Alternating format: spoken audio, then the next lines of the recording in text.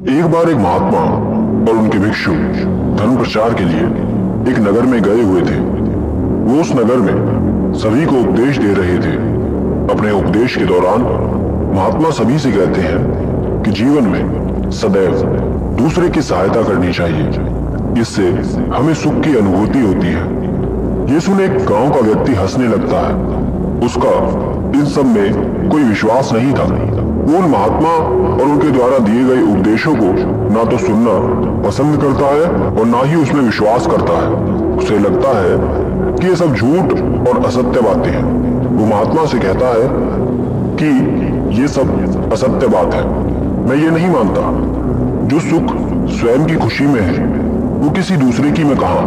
महात्मा कहते हैं, क्या तुमने किसी की आज तक सहायता की है, किसी के लिए कुछ किया है? व्यक्ति कुछ नहीं कहता। तब महात्मा कहते हैं कि नहीं किया ना। जब तुमने कोई धर्म का कार्य किया ही नहीं तो तुम्हें कैसे पता होगा कि ये सत्य है या असत्य? कभी किसी की एक बार सहायता करके तो देखो, उसे खुश करके देखो, फिर तुम्हें अनुभव होगा कि जीवन में दूसरे को खुशी देने में कैसा लगता है। ये सुन सभी के सामने वो व्यक्ति शर्मिंदा हो जाता है। वो ये बात जानता था कि उसने आज तक कोई भी ऐसा कार्य नहीं किया है। महात्मा सभी को उदाहरण देते हुए एक कथा सुनाते हैं। दोस्तों, कथा में आप खो जाएं उससे पहले ही वीडियो को लाइक और चैनल को सब्सक्राइब कर लीजिए, ताकि ऐसी महत्वपूर्ण जानकारी आपके पास हमेशा पहुंचती रहे। एक बार एक गुरु और उनका एक शिष्य किसी यात्रा से लौट रहे थे। वापस आते समय कुछ जगह से कुछ अनाज मिल जाता है। एक पोटली शिष्य के पास होती है और दूसरी गुरु जी के पास। आधा मार्ग तय करने के बाद वो दोनों मार्ग में भोजन करने के लिए बैठ जाते हैं। सामने एक किसान खेत में काम कर रहा था। वहीं पर उसका हल पीछे रखा होता है। शिष्य काफी शरारती था। उसने सोचा कि क्यों ना किसान को थोड़ा तंग किया जाए। वो यही बात अपने गुरु से भी कहता है कि हमें किसान का हल छुपा देना चाहिए। ये सुन गुरु जी कहते हैं कि उससे क्या होगा? शिष्य कहता है कि बस यूं ही थोड़ा उसे तंग किया जाए। ये सुन गुरु जी कहते हैं, फिर तुम इसकी जगह कुछ और करो। शिष्य पूछता है कि क्या करूं? तब गुरु जी कहते हैं कि स्वयं के अनाज की पोटली में से एक पोटली उसके पास रखाओ और फिर देखते हैं कि वो क्या करेगा। गुरु के कहे अनुसार शिष्य धीरे से जा अपने अनाज की एक पोटली रखाता है और जाकर छुप जाता है।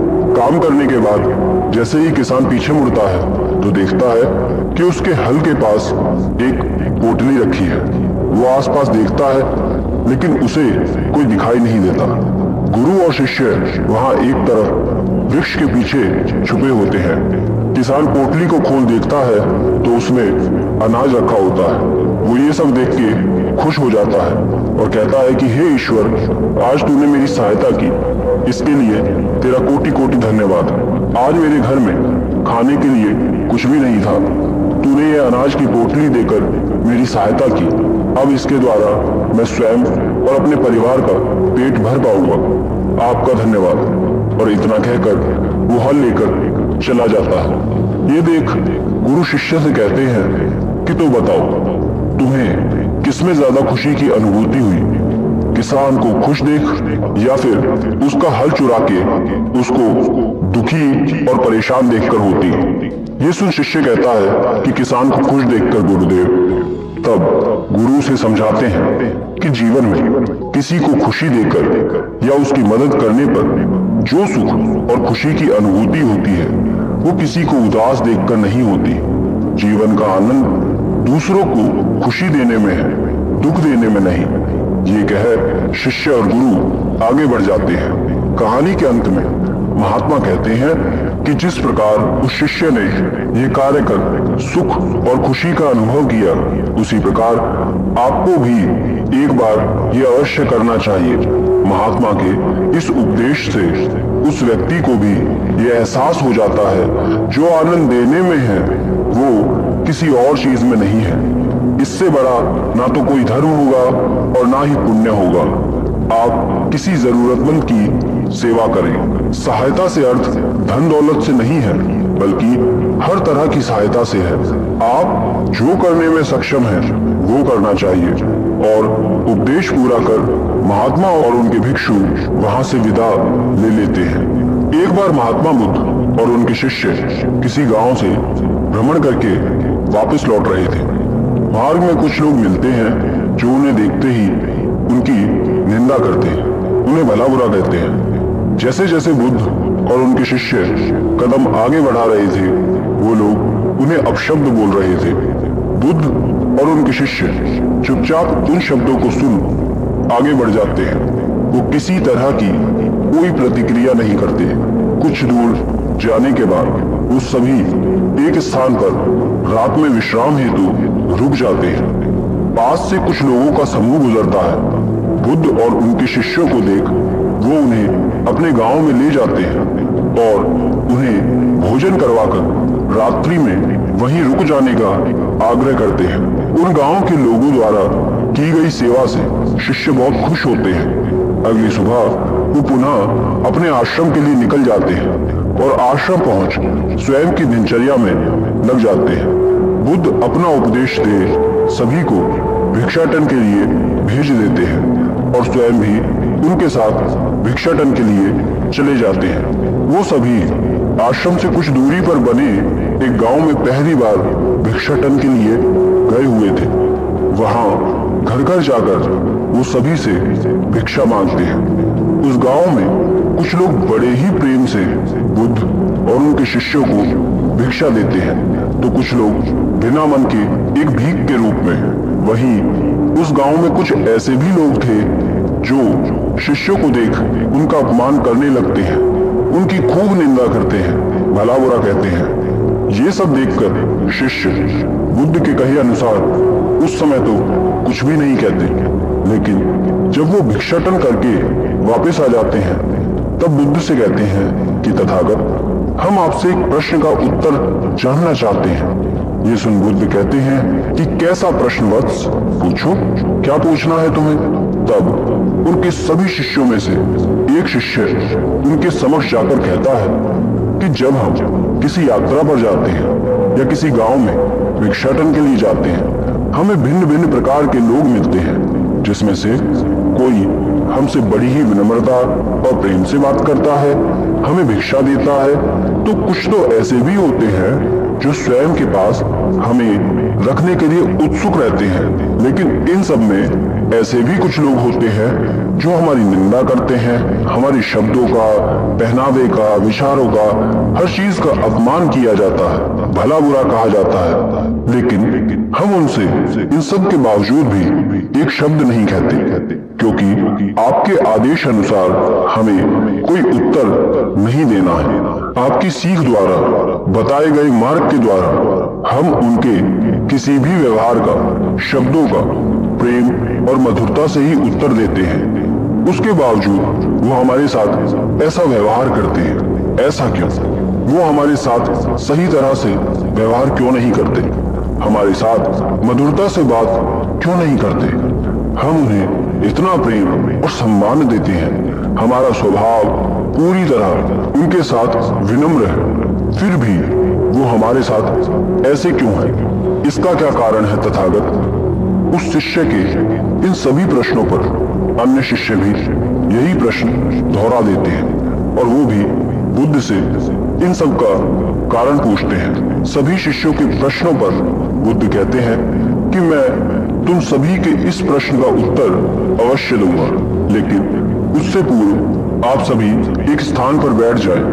बुद्ध सभी के साथ स्थान ग्रहण करते हैं और तब उन्हें उत्तर देते हुए कहते हैं कि ये तुमने सत्य कहा कि हमें हर जगह अलग अलग प्रकार के लोग मिलते हैं, उनका व्यवहार भी अलग होता है, जिसका केवल एक कारण है, उनकी सोच। जिस व्यक्ति की जैसी सोच होती है वो वैसा ही व्यवहार करते हैं, उसमें कोई संदेह नहीं। व्यक्ति स्वयं के सोच विचार अनुसार अपना जीवन देखते हैं, वैसे अपनी सोच को जन्म देते हैं और उनकी वही सोच चाहे अच्छी हो या बुरी, उनका व्यवहार बन जाता है और वो सबके साथ ऐसा वैसा व्यवहार करते हैं। लेकिन इन सब में जो महत्वपूर्ण बात है वो ये है कि हमें धर्म पर चलना है, अर्थात कोई हमारे साथ कैसा भी व्यवहार करे, कुछ भी कहे, लेकिन हमें उसके साथ विनम्र ही रहना है। और ऐसा क्यों? इसका कारण मैं तुम्हें पहले बहुत बार समझा चुका हूँ। हमें हमारे कर्तव्य को पूरा करना है बिना किसी लालच के। आपको सभी के साथ विनम्र व्यवहार करना है, और ये आप तब करेंगे जब सामने वाले से ना तो निंदा की अपेक्षा रखेंगे और ना ही प्रशंसा की।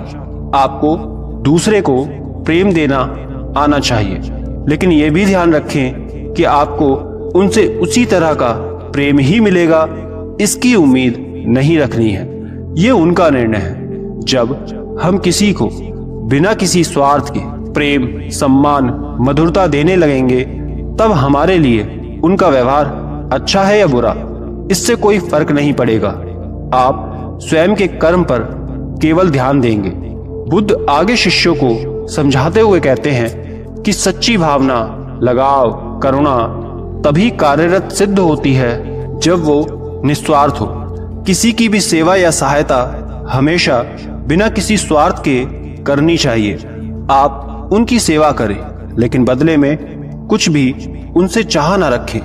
एक छोटी सी कहानी है। एक बार एक गुरु अपने कुछ शिष्यों के साथ किसी यात्रा से लौट रहे थे। मार्ग में सभी को प्यास लग जाती है। वो गुरु सभी शिष्यों को एक नदी किनारे ले जाते हैं।